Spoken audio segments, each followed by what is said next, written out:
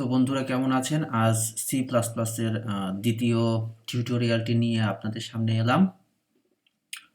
আজ আপনাদেরকে দেখাবো কিভাবে আপনারা একটি শেপ তৈরি করতে পারেন। আমরা প্রোগ্রামিংয়ে চলে যাব, কোডিংয়ে চলে যাব। সো এখানে যেটি দেখতে পাচ্ছেন, এই যে ইনক্লুড iOS স্টিম, এটি নিয়ে তেমন কিছু ভাবার দরকার নেই।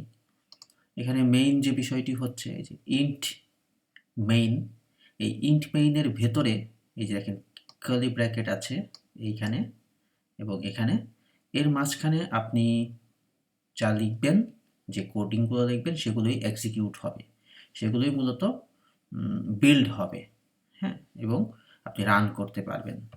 সো যেমন আমরা এই গত পর্বে আপনারা দেখেছেন STD C out, hello Subir, STD end L, L হচ্ছে line, end line, return zero, return zero, এগুলো নিয়ে আমি পরে আলোচনা করব। আমরা যদি দেখি, আমরা যেটা করেছিলাম এর আগের পর্বে, এটা রান করলে আমরা যেটা পাই,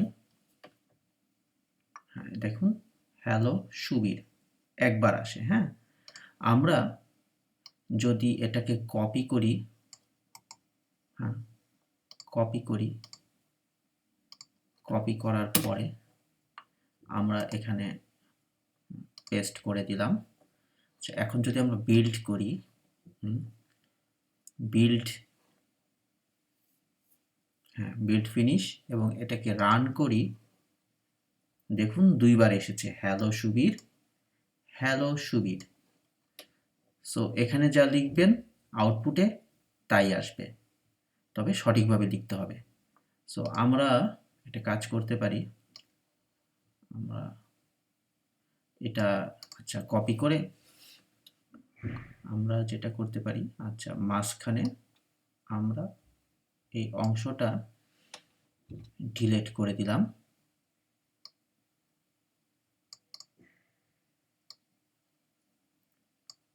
এই অংশটা ডিলিট করে দিলাম,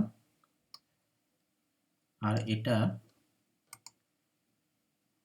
কপি করে আমরা পেস্ট করলাম, আরও একবার পেস্ট করলাম, আরও একবার পেস্ট করলাম। এখন আমরা যদি এখানে ধরেন আমরা একটা ট্রায়াঙ্গেলই করব, আমরা যেটা করতে পারি, এটাতে এটা দিলাম, পরেরটাতে আমরা দিব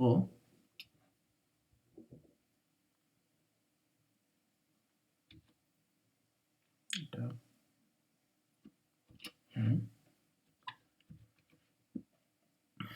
তারপরেও আমরা দিয়ে যাই একটি একটি করে, সরি,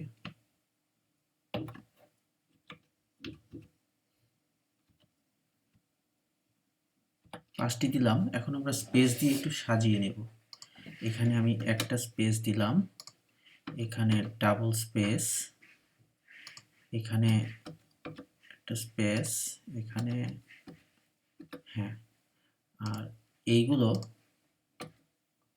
আবার লাইনগুলো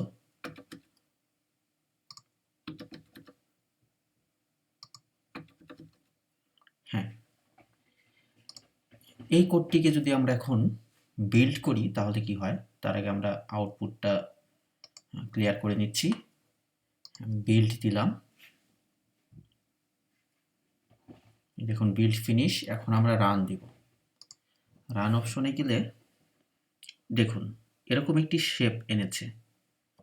সো শেপটি আসলে যেটি করে, এই ইন্ট মেইন এই ফাংশনের ভেতরে বারবার, মানে প্রথমে এই কোডটা, এই লাইনটা এক্সিকিউট করে রান করার পরে, দেন নেক্সট লাইনটা এক্সিকিউট করে, দেন নেক্সট লাইনটা, এটা এভাবে একটার পর একটা এক্সিকিউট করতে থাকে। সে কারণে এখানে আউটপুটটা এরকম আসে।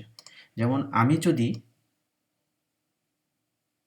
এইটাকে, হ্যাঁ সবার লাস্টের এটাকে আমি যদি কাট করে আমি যদি উপরে সেট উপরে লিখি, মানে উপরে পেস্ট করে দেই, এবং এটাকে যদি আমি এখন থাকেন আগে এটা বিল্ড করি,